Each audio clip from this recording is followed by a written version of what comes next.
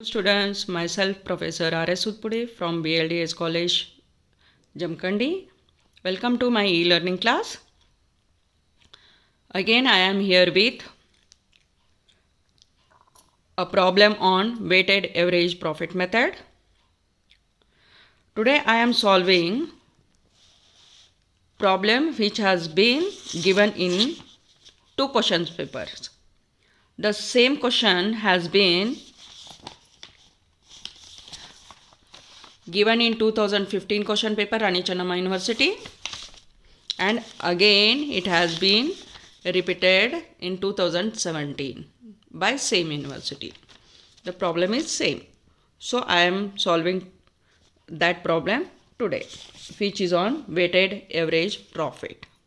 Okay, so here are the details. Let us go through that. From the following particulars of Rashabendra Limited, calculate goodwill at 3 years purchase. How many years you have to purchase? 3 years. ಎಷ್ಟು ವರ್ಷ ಖರೀದಿ ಮಾಡ್ಬೇಕಂತ ಹೇಳ್ಯಾರ? 3 years. ಅದು ಯಾವುದು? Of the average profit of past 4 years. ಅಂದರೆ past 4 years profit ಕೊಟ್ಟಾರ. From 2013 to 16 profits are given 50,000, 64,000, 80,000, 1 lakh. Okay, and weights are also given for the respective years. It is in increasing time. Increasing ಕೊಡಲಿ, decreasing ಕೊಡಲಿ, ಯಾವ್ದು ಕೊಟ್ಟಿರ್ತಾರ ಅದನ್ನು ನಾವೇನು ಮಾಡಬೇಕೈತಿ? ವೇಟ್ಸನ್ನು assign ಮಾಡಬೇಕೈತಿ ಪ್ರಾಫಿಟಕ್ಕೆ. Okay, weights ಎಷ್ಟು ಅದಾವು? For 2013 it is 1, for 14 it is 2, for 15 it is 3, for 16 it is 4. You are asked to calculate the value of goodwill under weighted average profit. weighted average profit ಅಂತ ಹೇಳ್ಯಾರ. weighted average profit ಒಳಗೆ ಏನು ಮಾಡ್ತೇವೆ? Profit ಜೋಡಿ ವೇಟ್ಸನ್ನು multiply ಮಾಡಿ ಪ್ರಾಡಕ್ಟನ್ನು calculate ಮಾಡ್ತೇವೆ.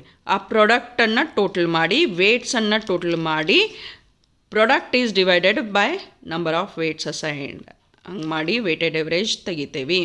ಅದರ ನಂತರ ವೇಟೆಡ್ ಎವರೇಜನ್ನು ಇದೇನು ನಂಬರ್ ಆಫ್ ಇಯರ್ಸ್ ಹೇಳಿದಾರಲ್ಲ ಅದಕ್ಕೆ ಮಲ್ಟಿಪ್ಲೈ ಮಾಡಾಕತ್ತೇವೆ. Okay, so let us look at the solved problem. ಇಲ್ಲೇ ಆಲ್ರೆಡಿ ನಾನು ಸಾಲ್ವ್ ಮಾಡೇನಿ, ಅದನ್ನು ಎಕ್ಸ್ಪ್ಲನೇಷನ್ ಮಾಡಾಕತ್ತೇನೆ. ಫಸ್ಟಿಗೆ ಏನು ಮಾಡೋದೈತಿ? ನಮಗೆ ಕ್ಯಾಲ್ಕುಲೇಷನ್ ಆಫ್ ವೇಟೆಡ್ ಪ್ರಾಫಿಟ್ಸ್ ಮಾಡೋದೈತಿ. ಓಕೆ, ಕಾಲಮ್ಸ್ ಏನೇನದಾವು? Year, profit, multiply, weights equal to and product. Product ಅಂದರೆ ಇದನ್ನು ಮಲ್ಟಿಪ್ಲೈ ಮಾಡಿದ್ದನ್ನು ಪ್ರಾಡಕ್ಟ್ ಅಂತ ಹೇಳಾಕತ್ತೇವಲ್ಲೇ.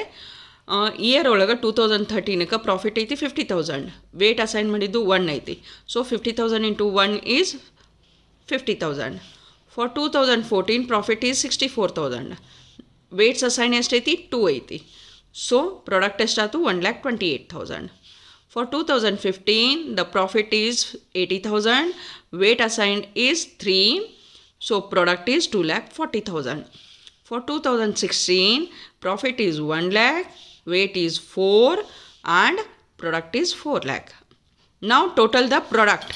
Product column the total madri 8,18,000 ಬಂದೈತಿ. Weights assigned ಎಷ್ಟು ಐತಿ? 1 plus 2 plus 3 plus 4 ಮಾಡೋದೈತಿ. So it is 10. Okay, it is 10. Next calculation ಐತಿ, calculation of weighted average profit. ಏನು ಬರ್ತೈತಿ? First calculation of weighted average profit.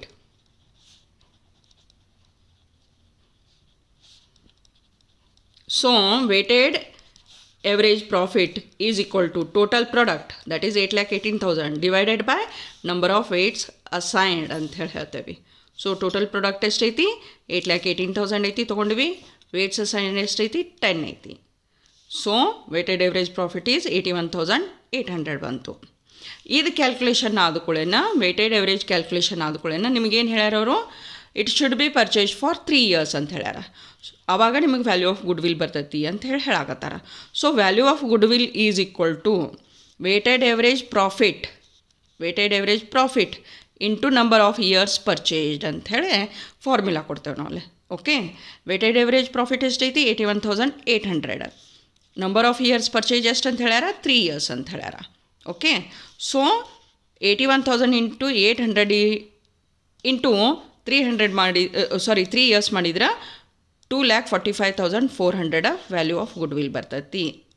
Okay. It is the method to evaluate the goodwill under weighted average profit method. Hope you understood the problem. If you have any doubt, please comment on the comment box. Please like, share and subscribe my channel for further updates. Thank you.